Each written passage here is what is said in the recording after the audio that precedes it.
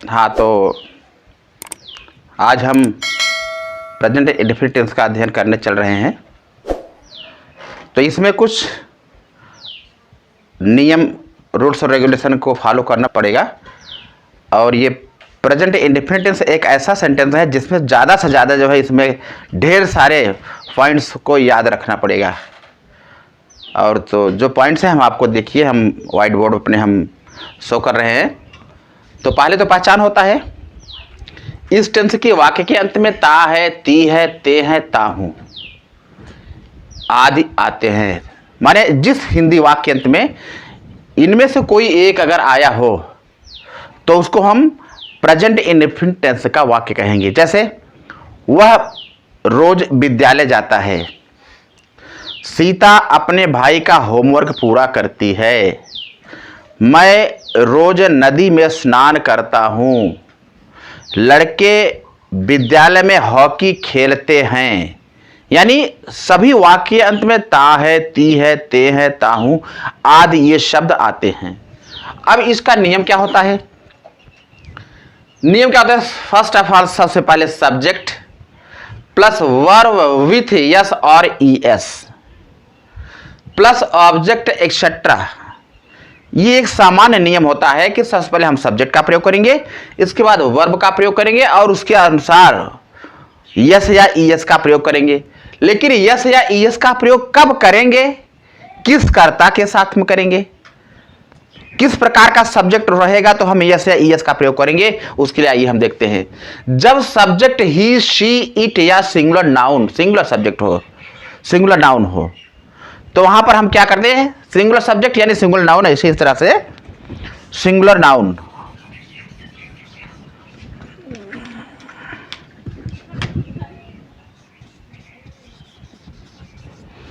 Singular noun हो तो उसके साथ में हम मुख्य क्रिया में यस या ईएस का प्रयोग करेंगे। यानी शर्त क्या होती है? यस यस लगाने की पहली शर्त होती है कि सब्जेक्ट सिंगुलर नंबर में होना चाहिए, यानी एक वचन में होना चाहिए। या अगर हम डिटेल में कहते हैं तो यह जब वाक्य का कर्ता ही, शी, इट या सिंगुलर नाउन हो, जैसे राम, श्याम, सीता, जानवर, कोई किसी का नाम सिंगुलर नंबर में, तो ऐसे वाक्य में हम मुख्य क्रिया में यस या ईएस का प्रयोग करेंगे। लेकिन जब subject I, we, they, you या प्लूरल नाउन हो तो उसमें हम यस या ईएस का प्रयोग नहीं करेंगे। यह शर्त होती है यस यस लगाने का। सब्जेक्ट सिंगुलर नंबर में होना चाहिए तो वहां पर यस या ईएस का प्रयोग करेंगे। अगर सब्जेक्ट प्लूरल नंबर में हो या आई हो, वी हो, यू हो, दे हो, तो वहां पर हम मेन वर्ब के साथ में यस या ईएस का प्रयोग नहीं करेंगे। अब ये प्रश्न उठता है कि हम कब यस का प्रयोग करेंगे और कब ईएस का प्रयोग करेंगे। यह प्रश्न है कि कब यस का प्रयोग करेंगे, कब ईएस का प्रयोग करेंगे, यह प्रश्न है। तो हम आपको बताना चाहेंगे कि जिस क्रिया के अंत में O, C H, S H, double S और एक्स में से कोई एक आया हो तो वहां पर हम उस क्रिया के साथ में ईएस का प्रयोग करेंगे। फिर से सुन लीजिए, जिस वर्ब के अंत में O, C H, S H, double S और एक्स आया हो तो उस वर्ब के साथ में हम ईएस का प्रयोग करेंगे। लेकिन जब उपर्युक्त में से कोई एक भी जिस क्रिया के साथ में नहीं आया हो अंत में, तो वहां पर हम केवल और केवल यस का प्रयोग करेंगे, उसमें हम ईएस का प्रयोग नहीं करेंगे। आई बात समझ में? ये है आपके थोड़े से नियम जो कि शुरुआत में प्रेजेंट इंडेफिनिट टेंस के वाक्य के साथ में हम प्रयोग करते हैं। तो आइए हम कुछ उदाहरण देखते हैं। हम राम एक निबंध रोज लिखता है। तो ये ता है अंत में आया है, तो यहां देखिए ता है आया है। तो वैसे वाक्य का अनुवाद कैसे करेंगे? सबसे पहले सब्जेक्ट क्या होता है? इसमें सब्जेक्ट क्या है? सब्जेक्ट किसे कहते हैं? जिसके द्वारा कोई कार्य किया जाता है। यानी निबंध कौन लिखता है? उत्तर में आएगा राम लिखता है। तो इस राम को हम क्या कहेंगे? सब्जेक्ट कहेंगे। और सब्जेक्ट क्या करता है? लिखता है। क्या करता है, लिखता है। तो ये लिखता है को हम वर्ब कहेंगे। और क्या लिखता है, एक निबंध है। तो इस एक निबंध को हम ऑब्जेक्ट कहेंगे, कर्म कहेंगे। तो आइए इसका अनुवाद कैसे करेंगे। सबसे पहले सब्जेक्ट, यहां हम करेंगे सबसे पहले सब्जेक्ट राम। इसके बाद मेन वर्ब विथ यस और ईएस, लिखना, राइट। अब देखिए इसमें हम यस लगाएंगे कि ई से लगाएंगे। मैंने आपको लिखाया है कि जब वो जिस वर्ब के अंत में ओ अंत में O C H S H double S और एक्स आया है तो उसमें हम ईएस का प्रयोग करेंगे। अब यहां पर देखिए क्या आया है, यहां ना तो ओ आया है, ना तो सी एच आया है, ना तो यस एच आया है, ना तो डबल एस आया है और ना ही एक्स आया है। तो ऐसी स्थिति में हम यहां पर हम ईएस का प्रयोग नहीं करेंगे, बल्कि उसके स्थान पर हम यस का प्रयोग करेंगे। राइट्स क्या लिखता है, एक निबंध है। क्या लगेंगे, एन एशे, रोज। राम राइट्स एन एशे डेली। समझ में आया। यह है नियम आपका अनुवाद करने का। दूसरा देखिए, सीता अपने बेटे को सजा देती है। अब देखिए, सीता अपने बेटे को सजा देती है। क्या करेंगे, फर्स्ट ऑफ ऑल सब्जेक्ट है सीता। अब सजा देना, पनिश, PUNISH। अब यहां देखिए अंत में ESH आया है, तो हाँ यहां पर हम क्या करेंगे, मैं पहले आपको बताया हूं कि जब जिस क्रिया के अंत में OCH SH डबल एक्स, यहां पर SH आया है, इसलिए हम यहां पर ES का प्रयोग करेंगे। पनिशेस किसको, अपने बेटे को। क्या हो गया है, अपना के लिए हर सन। सीता पनिशेस हर सन। यह है, इस प्रकार से अनुवाद करते हैं। जब प्लूरल में आता है, जैसे कुछ लड़के बगीचे में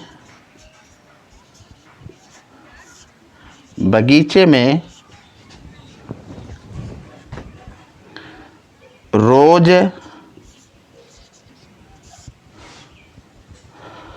कुछ लड़के बगीचे में रोज फुटबॉल खेलते हैं।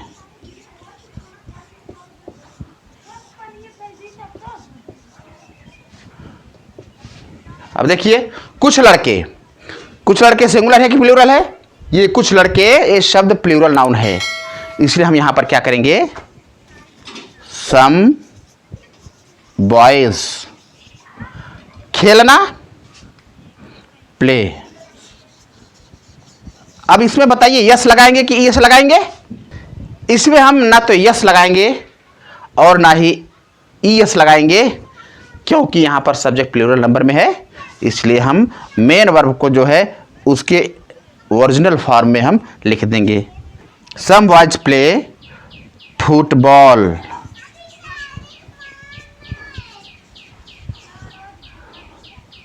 Football in the garden daily. ये है, इस प्रकार से हम हिंदी वाक्य का अनुवाद करते हैं। आई बात समझ में। इसके बाद आइए हम इस टेंस के निगेटिव सेंटेंस का अध्ययन करते हैं। निगेटिव सेंटेंस में क्या होता है, निगेटिव सेंटेंस कहते किसको हैं, जिस वाक्य में नहीं शब्द आए या कभी नहीं आए, जिस वाक्य में नहीं शब्द आए या कभी नहीं आए, ऐसे वाक्य को हम निगेटिव सेंटेंस कहते हैं। निगेटिव सेंटेंस रूल क्या होता है,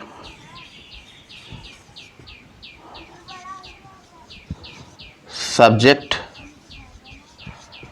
प्लस डू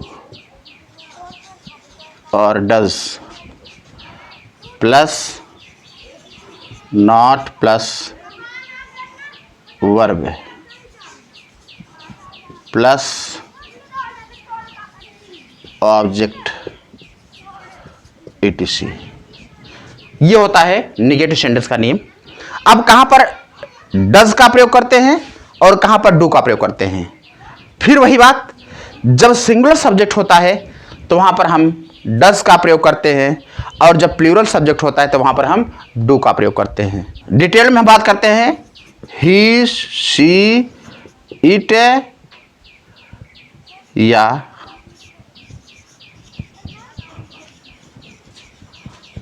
सिंगुलर नाउन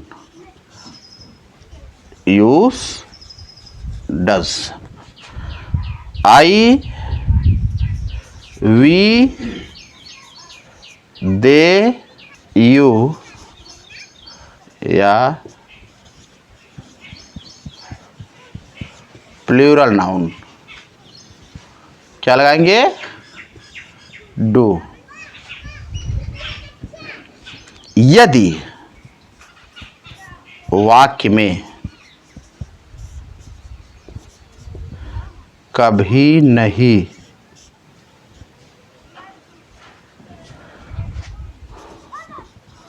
शब्द समूह का प्रयोग किया गया हो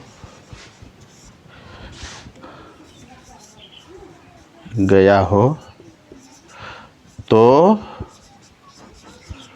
उसके लिए नेवर का प्रयोग करेंगे।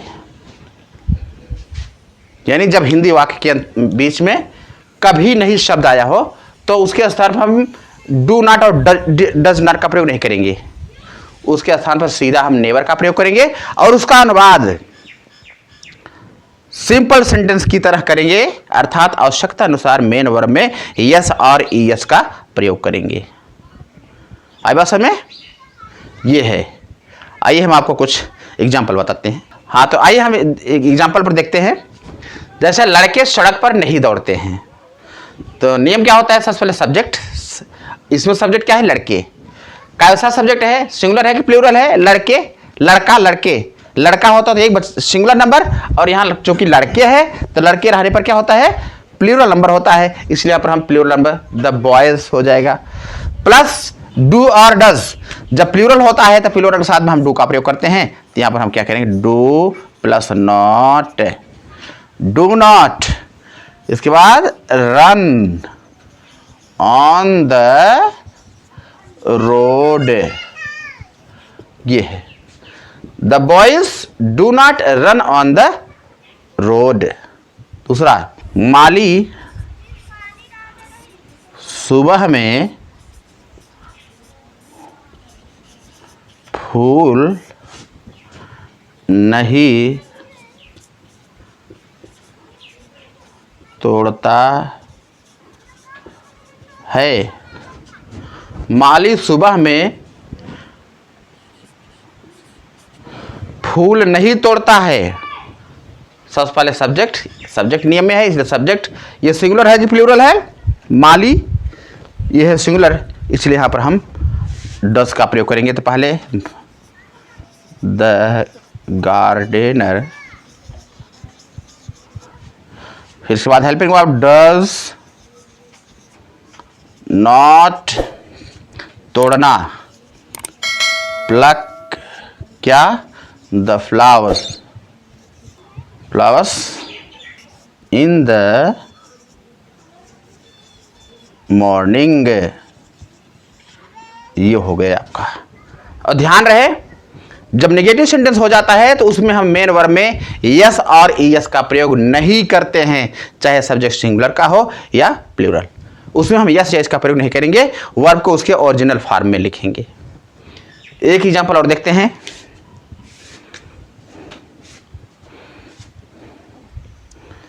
वह गरीबों की सहायता कभी नहीं करता है, कभी नहीं करता है। यहाँ क्या करेंगे, यहाँ पर कभी नहीं का प्रयोग किया गया है, इसलिए हम यहाँ क्या करेंगे, नेवर का प्रयोग करेंगे। तो हो जाएगा क्या, he never helps the poor, he never helps the poor. यह है कुछ निगेटिव सेंटेंस के वाक्य। मैं सोचता हूँ कि आप लोगों को समझ में जरूर आ रहा होगा, जरूर आ गया होगा। इसलिए हम आगे बढ़ते हैं। Present independence interrogative sentence. हाँ देखिए, अब हम नेगेटिव सेंटेंस के बाद हम आते हैं इंटरगेटिव सेंटेंस पर। जैसे आप जानते हैं कि इंटरगेटिव सेंटेंस दो प्रकार का होता है। एक होता है yes no type interrogative sentence और दूसरा होता है WS टाइप इंटरगेटिव सेंटेंस। अब yes no type interrogative sentence क्या होता है, जिस प्रश्न का उत्तर हम यस और नो में देते हैं, ऐसे वाक्य को हम कहते हैं yes no type interrogative sentence. और जिस प्रश्न का उत्तर हम डिटेल्ड में देते हैं, बड़े में देते हैं, उसको हम कहते हैं WS टाइप इंटरगेटिव सेंटेंस। जैसे मैं आपसे पूछूं क्या तुम स्कूल जाते हो, तो आप उत्तर क्या दोगे, यस और नो। क्या तुम पत्र लिखते हो, फिर कहोगे यस और नो। तो ऐसे वाक्य को हम क्या कहेंगे, yes no type interrogative sentence. अब WS टाइप इंटरगेटिव सेंटेंस क्या होता है, जब जिसका उत्तर हम डिटेल में दें, बड़े में दें, वर्णात्मक जो होता है। जैसे तुम स्कूल क्यों नहीं जाते हो, तब इसका आप रीजन बताओगे, एक बड़े से उत्तर दोगे। तो ऐसे वाक्य का अनुवाद हम जो है, ऐसे वाक्य को हम क्या कहते हैं, WS टाइप इंटरगेटिव सेंटेंस कहते हैं। और इसका नियम क्या होता है, yes no type interrogative sentence पहले क्या करते हैं हम, हेल्पिंग वर्ब डू और does plus subject plus not. कब, इन निगेटिव सेंटेंस, जब वाक्य में नहीं शब्द आएगा तो हम नॉट का प्रयोग करेंगे, अन्यथा हम वाक्य का नॉट का प्रयोग नहीं करेंगे। इसके बाद जैसे एग्जांपल कुछ देखते हैं हम। क्या मोहन अपने छोटे भाई को नहीं पढ़ाता है, क्या वाक्य पहले आया है, तो इसलिए हम इसका अनुवाद करते समय हम डू और डज का प्रयोग पहले करेंगे। तो मोहन क्या सिंगुलर सब्जेक्ट है, इसलिए हम यहां पर डज का प्रयोग करेंगे, डज। इसके बाद सब्जेक्ट मोहन, फिर यहां नहीं शब्द आया है, इसलिए यहां पर हम नॉट का प्रयोग कर देंगे, नॉट। इसके बाद टीच, किसको, अपने भाई को, हिज ब्रदर। अंत में question mark. Mohan, does Mohan not teach his brother.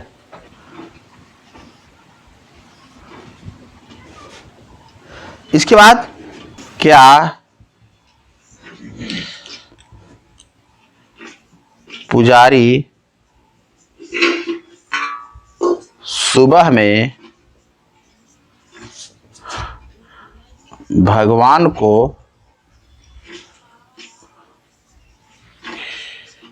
पूजा नहीं करता है। अब क्या करेंगे, यहां पुजारी सिंगुलर नंबर में है, इसलिए हम डज का प्रयोग करेंगे, does the worshipper not worship God.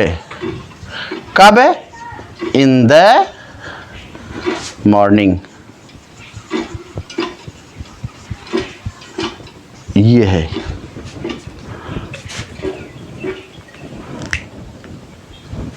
ये होता है, ऐसे हम वाक्य का अनुवाद करते हैं, yes no type interrogative sentence. इसके बाद आता है WS टाइप इंटरगेटिव सेंटेंस। हाँ देखिए, कुछ दुष्ट लड़के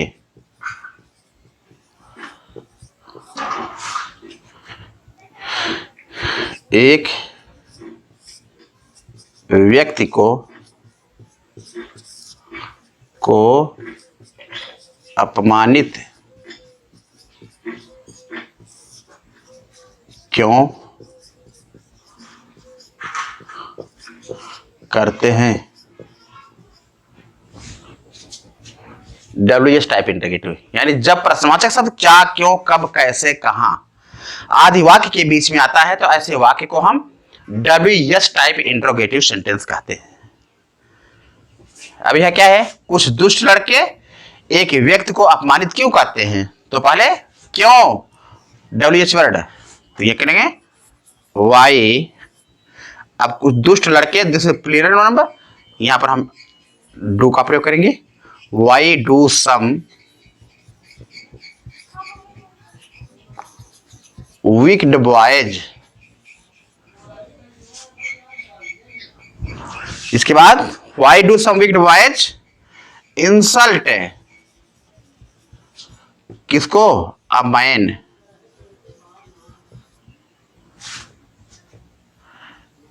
क्वेश्चन मार्क। ये है वह रोज कौन सा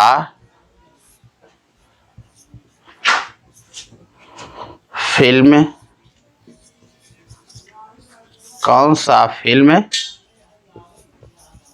देखता है, वह रोज कौन सा फिल्म देखता है। क्या लगाएंगे, सबसे पहले कौन सा फिल्म, ये इंटरगेटिव वर्ड है, तो क्या लगाएंगे, which film does he see daily. ये है,